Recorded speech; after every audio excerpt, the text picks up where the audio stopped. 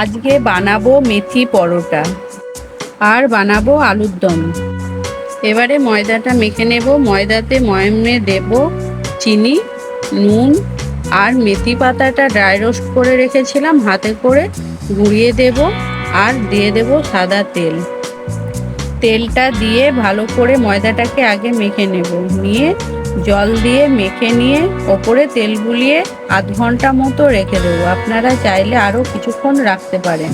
ময়দাটা মেখে আধ ঘন্টা রেস্টে রাখলাম। এবারে আলুর দমটা বানাবো। এবারে কড়াইটা গরম হয়ে গেছে, সর্ষের তেল দিয়ে দেব। এবারে তেলটা গরম হয়ে গেছে, দিয়ে ফোড়নে দিয়ে দেব গোটা জিরে, দুটো তেজপাতা আর দুটো শুকনো লঙ্কা।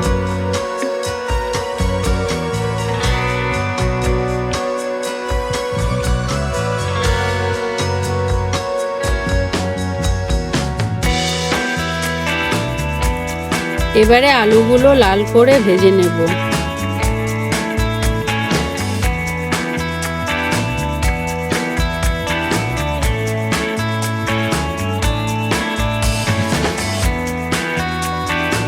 আলুগুলো ভাজা হয়ে গেছে, এবারে তুলে নেব।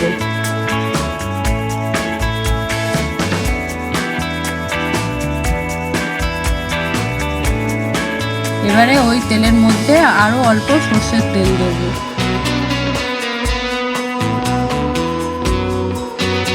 এবারে আদা বেটে রেখেছিলাম, আদাটা তেলের মধ্যে দিয়ে কিছুক্ষণ নেড়ে নেব।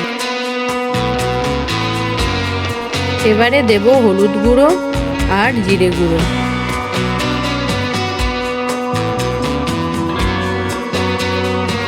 এবারে একটা টমেটো গ্রেট করে রেখেছিলাম দিয়ে দেব। দিয়ে কিছুক্ষণ কষে নেব। এবারে দিয়ে দেব কাশ্মীরি লঙ্কা গুঁড়ো আর বেটে রেখেছিলাম কাজু বাদাম বাটা, সেটা দিয়ে দেব। দিয়ে আরও কিছুক্ষণ কষে নেব।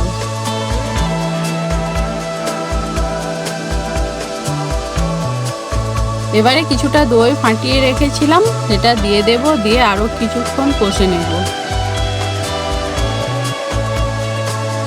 এবারে দেব পরিমাণ মতো নুন আর স্বাদ মতো অল্প একটু চিনি।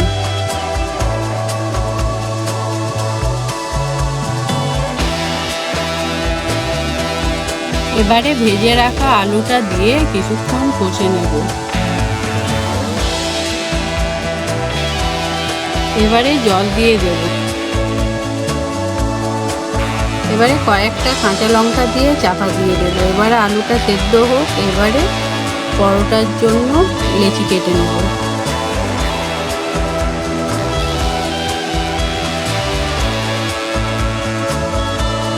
এবারে আলুর দমটা হয়ে গেছে, নামিয়ে নেব। এবারে আমার আলুর দমটা হয়ে গেছে, এবারে পরোটাটা বেলে নেব। একটা লেচি কেটে নিয়েছি, এবারে আগে গোল করে বেলে নেব। নিয়ে একটু তেল বুলিয়ে তারপরে ওপরে ময়দা ছড়িয়ে দেব।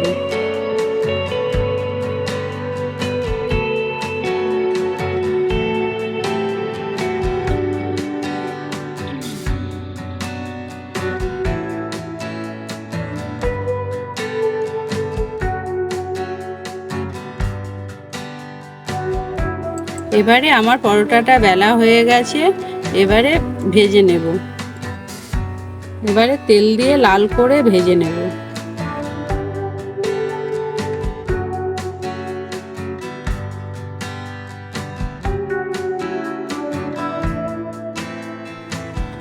এবারে দেখুন পরোটাটা সুন্দরভাবে লাল করে ভাজা হয়ে গেছে, তুলে নেব।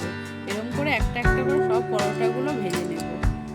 এবারে আমাদের কাসুরি মেথি পরোটা আর আলুর দম রেডি হয়ে গেছে। আপনাদের যদি ভালো লাগে একবার বানিয়ে খাবেন।